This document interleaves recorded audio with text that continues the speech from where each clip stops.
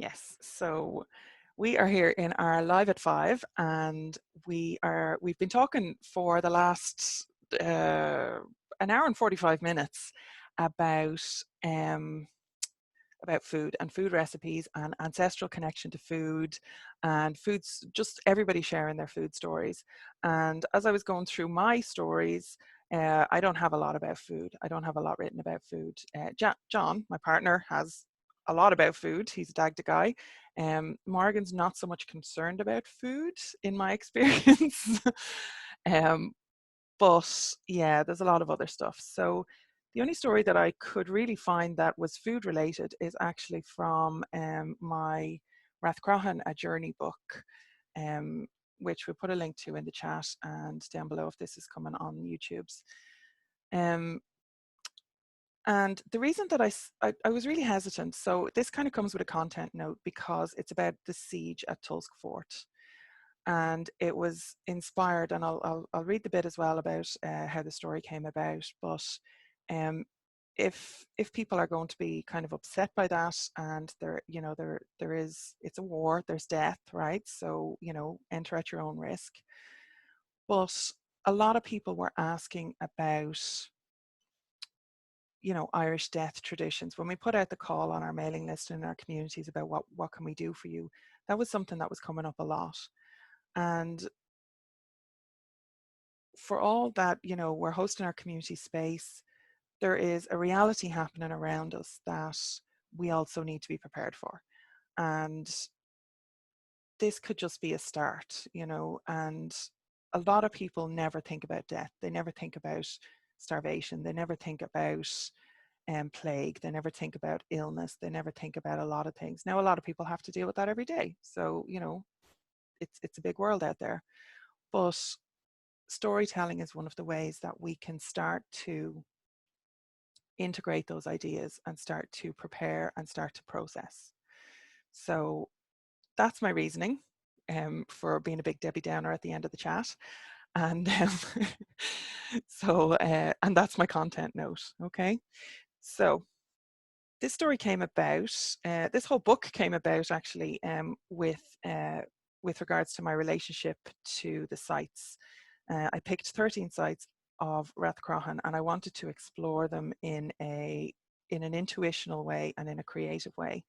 So none of them are long, but when I was appointed manager of the Rathcroghan Visitor Centre, we were hosting the Discovery Programme. So I kind of came in the middle of that. So that's Ireland's Archaeological Research Institute. And they were coming back on an annual basis to dig at Tulsk Fort, which was a site that was just behind us in the Visitor Centre in Tulsk Village in County Roscommon. So every summer they arrived, setting up their equipment and computers in our conference room, greeting students and volunteers, both Irish and international, and conducting an archaeological excavation at the fort. So the initial project was scheduled for 2 to 3 years to get in, dig around, and prove or disprove that this fort is the site of Tulsk Castle that was seen, marked, and mentioned in the historical records. And it was known that it was a big deal, but we were never quite sure where Tulsk Castle actually was. So that was the mission that these people were on. There was a little sketch of a castle, and it could have been pinpointed to the Dominican Priory across the road, or a castle fort, a smaller mound, which was across the river. Or this site that we were digging on. So the site of Tulsk Fort has the best visibility, the best access, and may have represented the easiest modern access and permissions to explore those 3 options. So the Discovery Programme did not stay 2 or even 3 summers in Tulsk. 5 years later, they were still digging. They had to stop digging in one particular trench as the depth of it was in danger of contravening health and safety regulations. It was basically mining at that point. They had gone down so far, and they were just recovering layer after layer after layer. Kept digging because they just kept finding more stuff. It was like ladders and hard hats to just go into this one trench, right? So what they found was 2 or 3 distinct stone castle and tower remains in the mound. One in particular is the lower remains of a large castle tower, complete with guardrabe, which is a poo chute basically, and sloping walls to ensure the maximum exposure of any attackers and to facilitate the raining down of boiling oil, sheets of arrows and the like, classic defensive maneuvers. So near the end of that dig, a young child's grave was found all alone, buried in a simple shallow grave in a layer associated with the early medieval occupation of the site. And it was an unusual discovery because there's a graveyard right across the road, and there would have been at that time. It also didn't follow the old or the Christian tradition of the East-West burial, which is very strong and is often how you would date a Christian or a pre-Christian grave if you know before you get into more advanced techniques of dating on an archaeological find.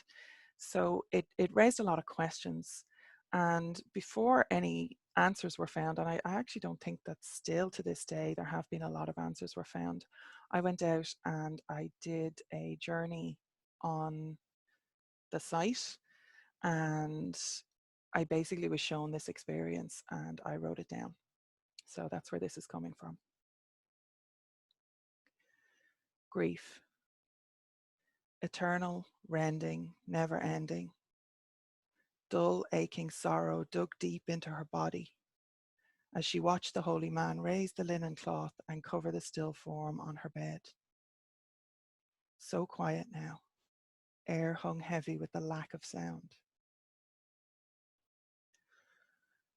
How often had she wished for the pitiful wails, the horrible mewling cries of a body in pain, to be silenced. Just for a short time, just for her to sleep, just for a short time. The silence now did not feel like the blessed relief she had longed for. No. This lack of sound weighed on her, bowing her shoulders and bending her back. She felt every bit of the fragility of her bones, of her soul, all the way through, under this new thing, this heavy blanket of emptiness. So still. Eyes drawn back to the covered form as the holy man withdrew from her chamber. She found herself drifting, dragged, towed, inexorably forward, closer to the thing that had no life now. Hers. She had given it life. She had made it, birthed it, grown it, and now it was gone. So small, so small and still. Life not begun. Another cramp bent her over, clutching at her swollen stomach. She breathed deep until it had passed again. The holy man had explained that the big belly was due to not eating right, that she was not with child. The rounded mound under her kirtle looked so full of life, but it was really only full of slow and painful death. No meat to eat, except the rats they caught that were still drawn into the grain stores. Even they were dwindling fast. Too many mouths to feed, and only flat, dry bread left to try and stall the pains. Her little one had not stood a chance. Not once her milk dried up and the animals all went to slaughter. Too long had they languished within the keep, with nothing to live on but hope and prayer for those who followed the new ways. Much good that had done them.